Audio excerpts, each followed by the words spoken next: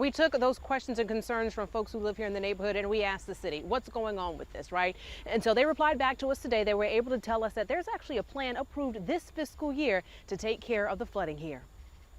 When it comes to the flooding along Madison and Northwood in Durham, city officials tell Eyewitness News they understand the people's concerns. And while in 2020 they worked to reroute some of the stormwater pipes to help reduce routine flooding, much of the system is downstream. It's on private property and undersized. To help, the city has approved to hire a consultant to study the system and design improvements, and that they plan to add more signage to warn drivers about the potential flooding. Over in Chapel Hill, the shopping complex Eastgate Crossing remains closed.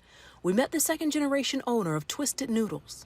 I mean, I have no word to say, I just broke down. Fawn Ponsack, known as Jay, works with family and friends to clear the restaurant after the storm. Floodwaters reaching 5 feet high, leaving behind mud and debris. Now Jay says staff is out of work for the foreseeable future. We have special insurance for that, which is the flood insurance. Luckily, our landlord requires to have it, but I do have it. But it only covers a certain amount. It won't cover everything, employee salary and other the building structure and all that stuff. Evidence of the storm also seen here at the Airport Gardens neighborhood. The town says 37 units were damaged, displacing 103 people.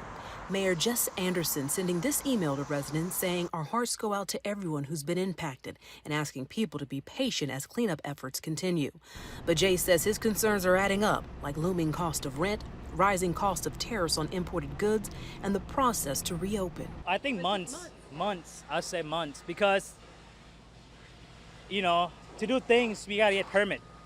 And it takes weeks to get just a permit to get things done. Now, we have learned from the town of Carrboro that they're going to be, and also Chapel Hill, that they're actually going to be having a recovery assistance center that's going to be opened up. It's from noon until 7 p.m. It's going to be at the Drakeford Library Complex in Carrboro. So if you know folks that have been impacted, either living there or business owners, please encourage them to go tomorrow from noon until 7 there at the library to get more information and resources. And also, again, you can see here along this street here in Durham, there are cars parked. This is right where that flooding happened. Again, no rain in the forecast tonight, so these folks who are enjoying downtown and who live here are in the clear for now. But again, always keep that in mind if you ever visit this part of Durham.